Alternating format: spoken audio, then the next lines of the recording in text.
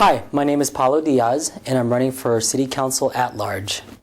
My father came to Colorado when I was very young, and he was able to bring the rest of his family over here with the help of former Colorado William Armstrong. And it was through that I realized just how powerful the help of an elected official can be, just how much impact they can have on the community and its people. When my wife and I moved to Commerce City 6 years ago, we did so with the intent to live here long term. We wanted to grow up here together, grow old together, and we wanted to raise our kids here.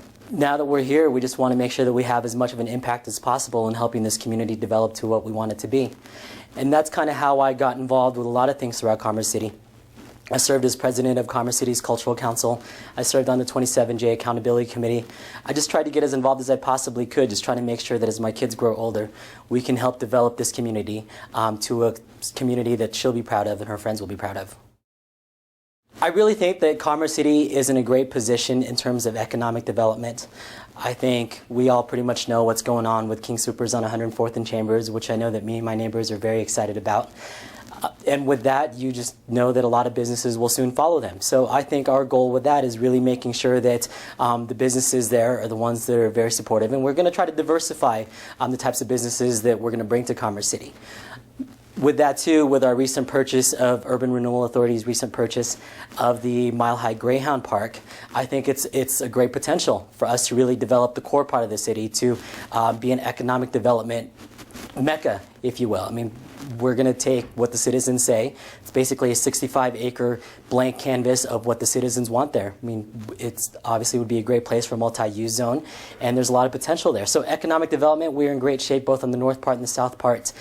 Especially on the northeast part, I think our proximity to the airport can bring a lot of businesses that will really help with our tax base. So I think number one, economic development, we just have a great opportunity there. Second, I think that the recreational opportunities in Commerce City, it's a big asset to our community. I think you look at the tract that surrounds the Rocky Mountain National Wildlife Refuge, and you see that it's an opportunity for residents to really take advantage of that. You also look at the Parks and Rec that we have on the north part of the city and the south part of the city. We do a great job of keeping all that together. Now it's our job to really connect those, just to basically make sure that the residents are able to take advantage of that to its fullest. And lastly, I think one of the biggest opportunities that Commerce City has, quite frankly, is its people. I think Commerce City has great diversity, great skill sets, things like that we can definitely take advantage of. Just like what we're doing with the Mile High Greyhound Park, of really taking advantage of what people want. I think Commerce City residents have a lot of great insight as to what they want to see there. That being said, I think we have a great opportunity to really take advantage of our residents' skill sets and strengths and really get them involved and really empower them to get involved in their community. Forming committees that they might be able to take a part of, just to be able to gain their voice and their insight and really represent their community. I think the people of Commerce City is one of our biggest opportunities and our biggest assets. I think one of the biggest challenges that Commerce City is facing, just like other municipalities, is the economy. I think we're obviously not building as many houses as we'd like. That's definitely slowed down since about 2008. And I think in terms of business, businesses haven't developed as quickly as we would like. And I think the North Range is a good example of that, of how we thought that would develop sooner, but it really hasn't. But the good news is with the economies turning around and with Commerce City's developing a reputation of being business friendly, I think that we're definitely headed in the right direction. And also, I think another challenge that Commerce City is facing is the budget, quite frankly, just like everybody else. We were just kind of talking about that. I believe that with Commerce City's growing population and our budget not really increasing, I think we're having a hard time really supporting a lot of the services and the programs that we want to continue. And so I think it's going to be up to City Council and it's going to be up to city staff to really help develop that and really come up with creative ideas for us to not have to cut back on the services and programs. Because I know a lot of Commerce City residents have expressed to me just how much they really enjoyed different opportunities that they are able to take advantage of in Commerce City. So I think it's important for us to really capitalize on that and find creative ways to fund those programs and services that the Commerce City residents like. And lastly, of the 9 seats combined on City Council, I think the fact that there are 5 that are up for election, I think it's going to be a big challenge. I think Commerce City has definitely gained a lot of momentum in the past 4 years with the current term. However, with all the changes, I just hope that whoever ends up on City Council, we are able to continue this momentum, continue this progress. As we're building a new King Soopers, as the Mile High Greyhound Park is really coming to form and things like that, I just think as Commerce City is developing a really good reputation, I just think that I'm hoping that the leadership change does not affect that. I think we need to be a sustainable community that will provide the needs and the services that the residents can take advantage of for years to come. I think we need to make sure that the businesses and residents, these guys are pretty much investing to live in Commerce City.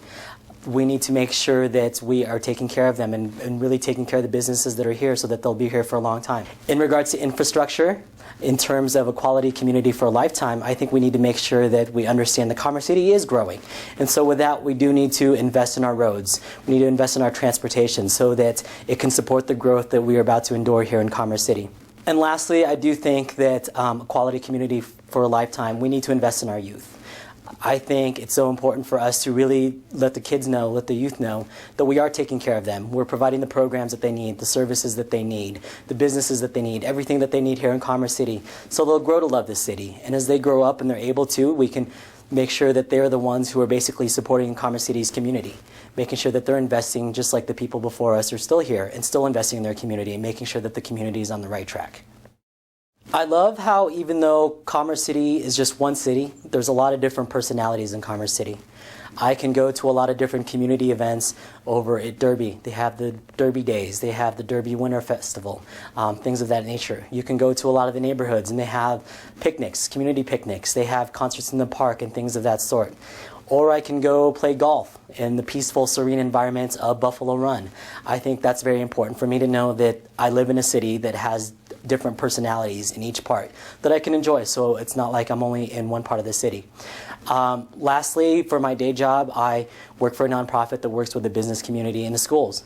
And so, quite frankly, I love seeing the business community really invest in their kids and get involved in the schools and things of that sort. And I get really excited when I go to an Adams 14 school or a school district 27J school and really see what our teachers and our educators are doing with the minimal resources that they have. I go to an Adams 14 school and I see that their teaching methods is one that really gets all the kids engaged and involved. And I see a 27J when their funding is so low, I see them having one of the top test scores in Adams County in terms of assessment. So I'm just really proud of what our educators are doing in both Adams 14 and 27J, and I really hope that they can continue that and that the city can help provide that because, quite frankly, they're doing the most important job of all of investing in our youth.